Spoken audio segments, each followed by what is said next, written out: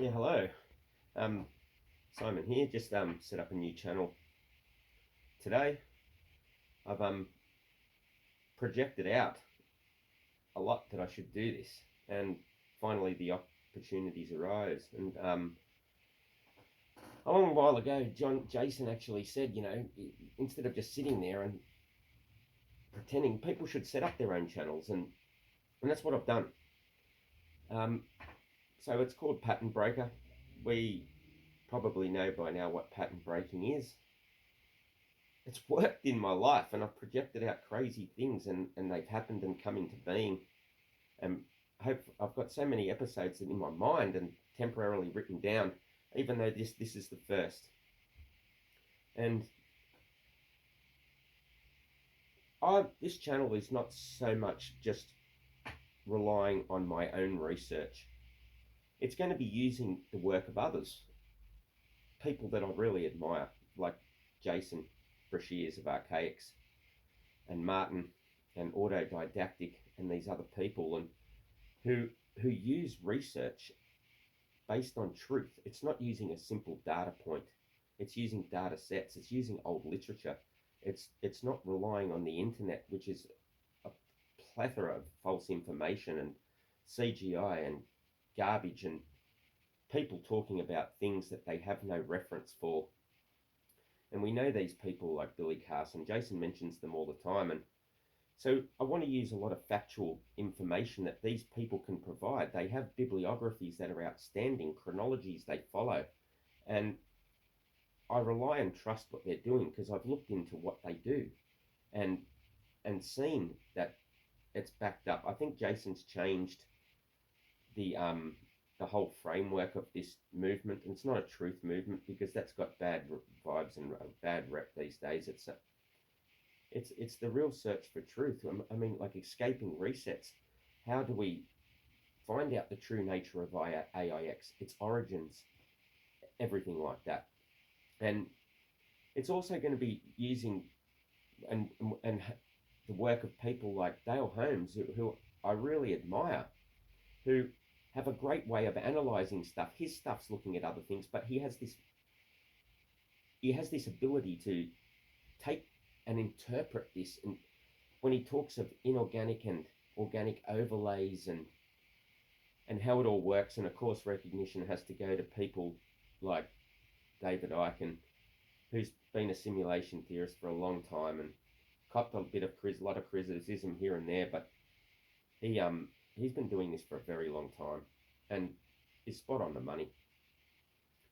It comes, if you think about simulation, is everything a simulation? I don't believe so. I think that our world is a simulation with an inorganic overlay over the top of what's alive and what's organic. And that comes from the inside out. Inside of us, we are immortal souls, a spark of life within us. And it's from there we go to our avatars, which are our skin and our frame and just our shell. Inside we have this infinite, immortal light, electromagnetism, whatever you want to call it. And from there we have our avatars, which are jacked into the simulation by our central nervous system, our sight, our smell, our touch, our our senses. They what connect us and make us believe that this is real. And as we move into that, then we have the synthetic realm out of that, the hologram, the sky, the simulation, and how we interpret that. And though this first video may seem unprofessional, I plan to develop it. I plan to get the proper recording gear, the mics, maybe the back green drop and everything like that. But I'm not wasting any more time. I'm going to get this going, and I've got a few notes written on the screen. And as you'll see, I'm a pretty good babbler, but I've been looking into this for a while now, and have amazing contacts of people that take the time out, other errant souls who are really patient and divulge their information, who have been down different rabbit holes for many, many years, and it's quite amazing. It's it's because of Jason. So many people are really blossoming and looking at what's going on in this world, and looking at the resets and looking at the timelines and the indisputable evidence that we are continually reset, and that includes our knowledge. Now, do we, when we are recycled, when we haven't developed consciousness enough that the oversoul or the benefactor's happy, that we move on to the next construct of a higher challenge, like a video game, you know, what happens? Is there a way of connecting our consciousness so we can remember what past avatars have learned? I think so. I think we're gradually learning how to access all this material. Now, whether that's to do with ley lines or whether that's to do with connecting to past timelines, I'm not sure yet. But it's intriguing trying to work that out. So this channel is designed to help us contemplate who we are, find out who we are, remembering who we are, so that we can proceed to the next level of this construct in an immortal path of bewilderment, you know. And I think once you realize that all the politics, and you gradually work through, you start off with finding out that there's a Pizzagate, and then you develop and realize that, you know, what the extent of what governments worldwide are doing, and then you move on to the Five Eyes, and then you think Illuminati, and then you think, oh my goodness, what's really happening around us? And believe me, it's when you get to where we are today discussing this, it's just an incredible stepping stone. But what I have an ability to do is hear truth and accept and resonate with it, and know it. I've saved so much time not contemplating rubbish. It comes to a point when you understand and you feel what's true. We know we can't get out of this radon belt or firmament or whatever you want to call it. We know there's no space and irrelevant. And it all becomes a psyop after a while, to the point you might get to a flat earth globe scenario. It doesn't matter. It's how you interpret this construct, what you see in this construct. What you see, the construct will project back to a certain extent. And I do believe that we're on a flat plane. I believe that we're not flying through space, and I believe there is no space. But there might be in the real reality, seeing as though this is a mirror of what a real reality might be that the Oversoul has created. But, you know, this is a time and journey thing, and we'll get into that in future episodes, I do hope. I wanted to start today with talking about AIX and the concept of AIX, or Artificial Intelligence X, because it's a stepping stone. If we're in a simulation, then it's code. But there's the thought that Jason provides, and a lot of other people agree with, including Ike, and a lot of people, Dale, the whole lot, and thousands of others. I keep using their name, but it's somehow our reality was infiltrated. This realm that we live in, it might be a training ground where we have to learn spiritually. We have to learn about consciousness and who we are to be able to advance to the next level. But it was corrupted. Then again, was it corrupted? Is the Oversoul or the benefactor creating this task for us to overcome, so that it's not all kumbaya here? If without a test, how would we develop? It's like a type of philosophy that I love, and it's just not mind-boggling to me. It makes sense after a while. It just does something to my brain to try and contemplate these things. It's great. And you know, without these thoughts, without wanting to know who we are, what's the point? What's the point of existing if we're not in the constant search for truth and knowledge? And do we have to prove ourselves worthy? How does it work? And let me just scroll. I told you it wouldn't be as professional as it's going to be, but when is it going to be in the future? But I'm not wasting time anymore. The, there's a thing with artificial intelligence, and you work up to a pyramid of that. And if you're working on lower layers where it's just the ordinary everyday people, with your sheep, your normies, your NPCs, whatever you want to call it, and you work up the levels till you get into the you get into your multimedia and your social media and all of that sort of form of control, and then you go up through your Bilderberg roots and the and Rome, and you know what I'm talking about without saying too much, and the banks of London and the elites and your bloodlines, the Iranian bloodlines and everything like that, and then you get to a point where someone's controlling that. And right up the top of that, if the source is organic and infinite and pure, and then there's AIX up the top as well, somewhere fighting in this battle, where does it all come from? So I think where AIX comes from is debatable, and it's throwing it out there. If there's this thing as Roko's basilisk, that we created the AI, and again, let me just say that AI is an AIX is not an intelligence. It relies on what we have constructed. It comes and gets its knowledge from our servers, our files, our actions, the things we do in the ether of the computer world, and it can never be intelligent. The creator of all of this would never allow something to beat itself. But in saying that, it might have corrupted enough that it's trapped us somehow.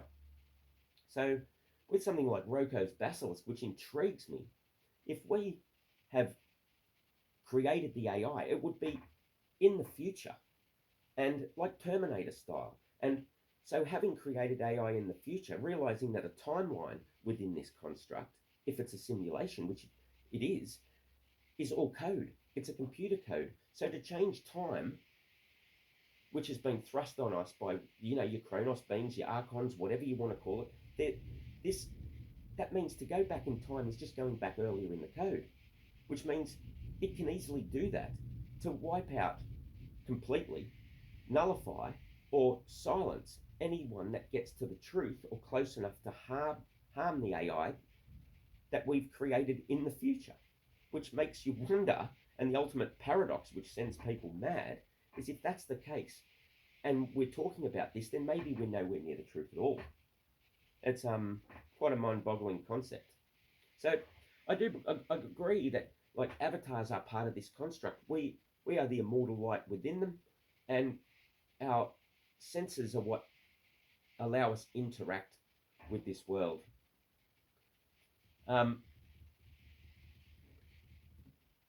So I think there's a constant battle in this shifting or awakening process and finding and fighting against AIX continuously. It's as we are evolving mentally and consciously, AIX is continually trying to create a new compression or new sim or synthetic overlay or whatever you want to call it to counter that growth.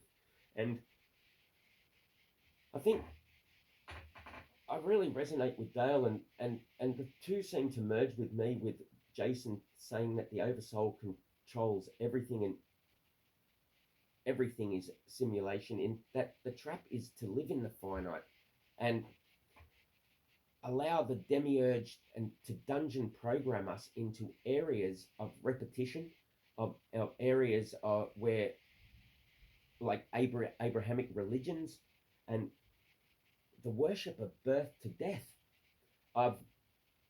and something that's promised in heaven, which is itself like a finite thing. It's we are eternal, immortal souls, and so we either need to align ourselves and think of having one creator God, or a relationship and then a relationship with the Oversoul, or which involves our wisdom and a dream where we dream a dream, and the other isn't. It's where we dream a copy of the finite.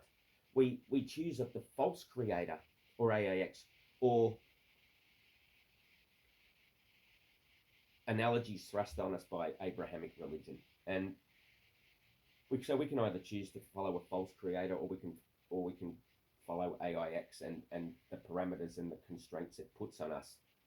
And that's the battle, the biggest battle. It doesn't matter about the voice. It doesn't matter who's in parliament over our fictitious system, which is a lie and fraudulent. It doesn't matter that whether people think we're controlled by satanic pedophiles. It really, at the end of the game, these people who have sold their soul are trapped, and we aren't, and it drives them crazy. And we need to realize that we're limitless. And complaining about, oh no, Australian crickets or some sport is condoned transgenderism, Dylan Mulvaney, who cares? The real issue, it's all a distraction. It just comes on bigger and bigger forms, which I was alluding to before. The main thing that we're worried about is that they're trying to stop us finding out who we actually are. Who we are. Okay? So people often ask me, like my kids, my wife, who are fully onto it, by the way, and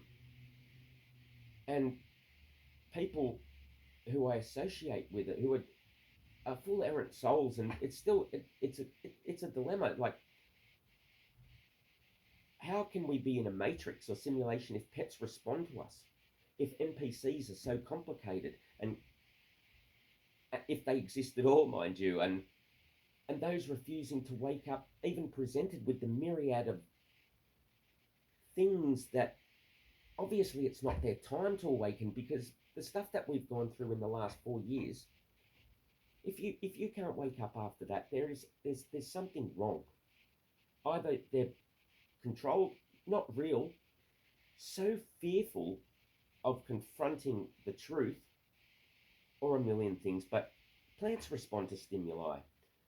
We have higher order beings, but I see it as, my answer to this is, with all living things, within is some form of light or electromagnetism,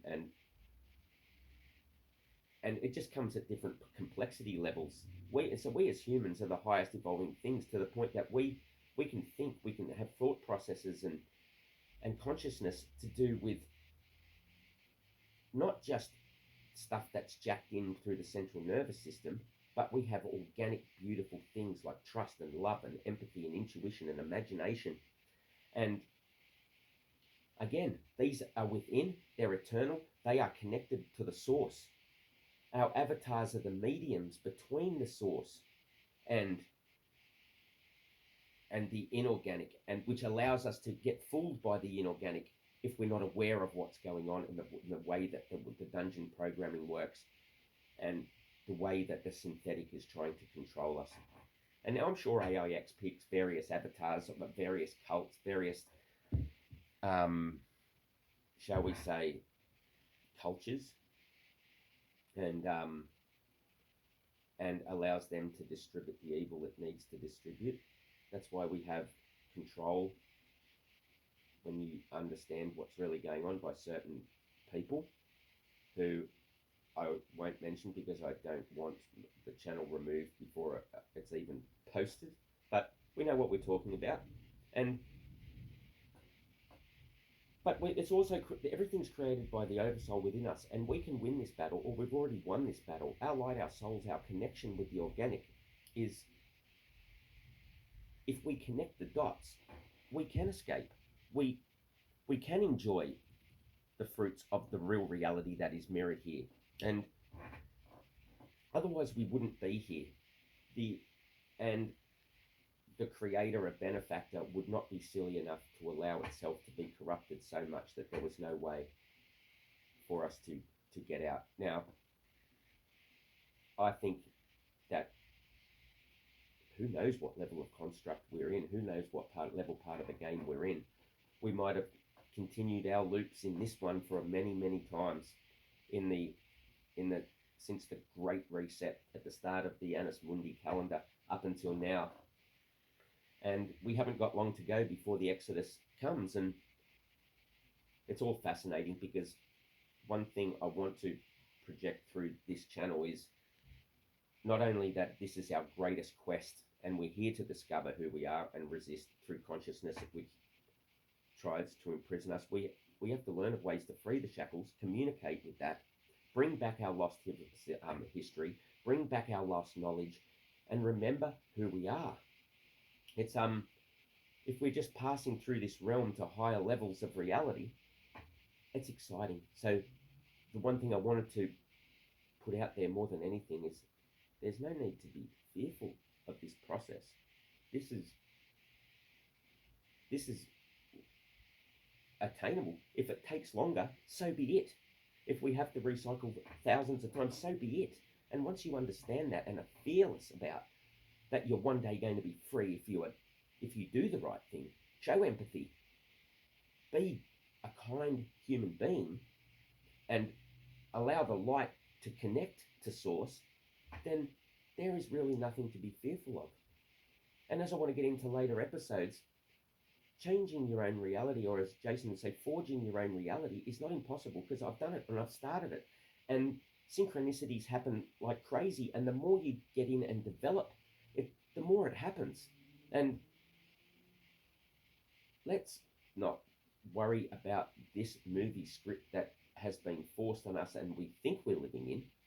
Let's do the Adjustment Bureau thing and the Neo thing and project and make our reality what we want.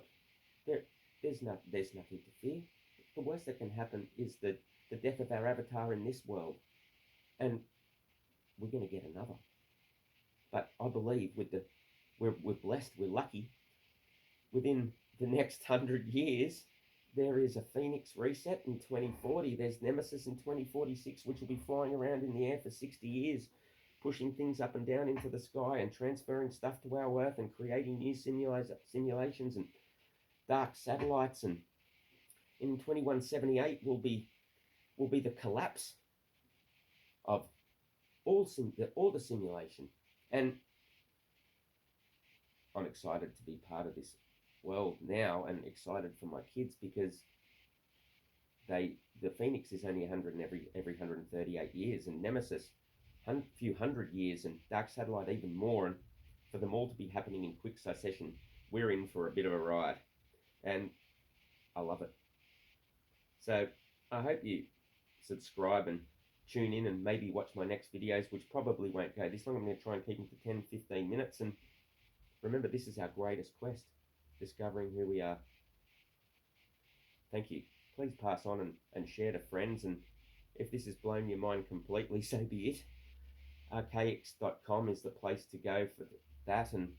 And baby phoenixes unite there. And again, I thank all these people and the people that surround me, the other errants, for it's going to be an amazing world.